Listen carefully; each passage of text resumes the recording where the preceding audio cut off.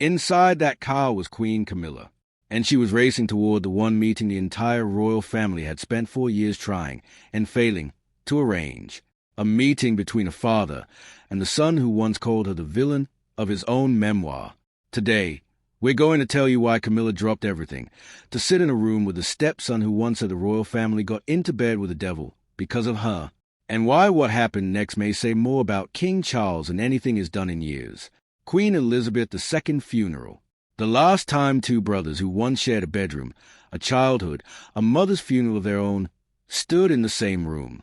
For years past, no public reconciliation, no joint appearance, not even a phone call anyone could confirm.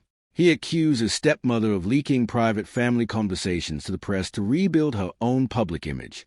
He suggested the family had made dangerous deals with tabloid journalists to protect the monarchy, deals that, in his eyes, came at his expense.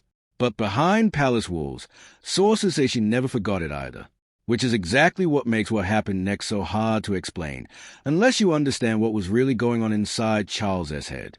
And royal sources say that diagnosis changed something in him. Time, suddenly, didn't feel unlimited anymore. Charles had 2 grandchildren he barely knew. Archie, now 7. Lilibet, 5. Children who call him Grandpa through a screen, if at all.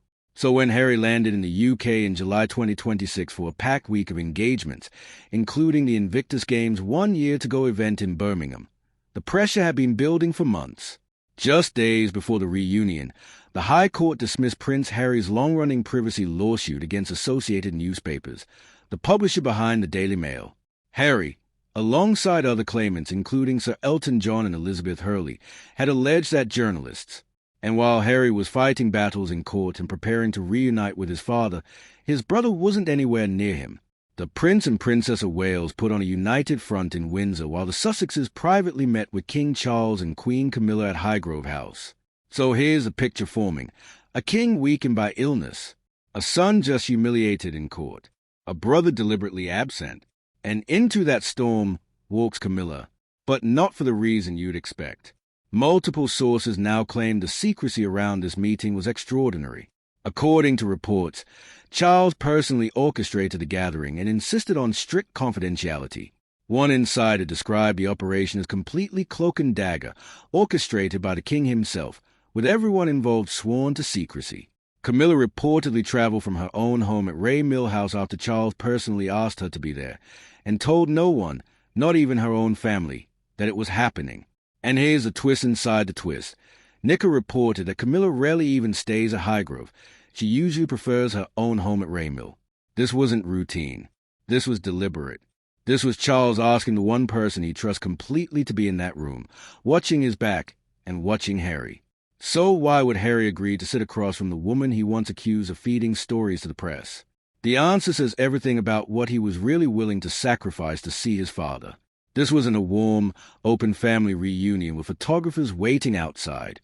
This was something closer to a hostage negotiation dressed up as a family visit. According to Sally Bedell Smith, the terms were blunt. No photographs, no social media posts, no advance leaks to the press, and no detailed account afterward, just a short confirmation from the King's office that the meeting happened. And Meghan? She was present at Highgrove, but according to Smith, otherwise almost entirely absent from public view during this entire turbulent week. Every movement, choreographed. Every appearance, calculated. For an hour, 4 adults and 2 children sat inside a house that has witnessed more royal heartbreak than almost any other building in England. And when it was over, the silence said just as much as a meeting itself. Buckingham Palace, true to form, offered almost nothing. Officials confirmed the meeting took place and called it a private family visit, but gave no indication of whether it represented the start of broader reconciliation, and left questions about future contact between Harry, Charles, and William completely unanswered. But if you think this story ends with Camilla driving home from Highgrove, you're wrong. Because what's happened in the days since may be even more revealing than the meeting itself. Some reports suggest Meghan may have reached out with her own gesture of goodwill toward Charles. Others claim William was left completely blindsided by news of the secret meeting, and that had he known in advance, he may have tried to stop it from happening at all. None of these follow-up claims have been confirmed by the palace. And that's exactly the pattern this family has followed for years. Silent from the top, speculation filling every gap underneath it. What we do know for certain is this. For 1 hour, on one Friday, a broken family sat in the same room. A grandfather finally saw the grandchildren he barely knew. And the woman he once called a villain in his own book was standing quietly beside his father the entire time. Whether that hour changes anything long-term is a question the entire royal family may be asking themselves right now.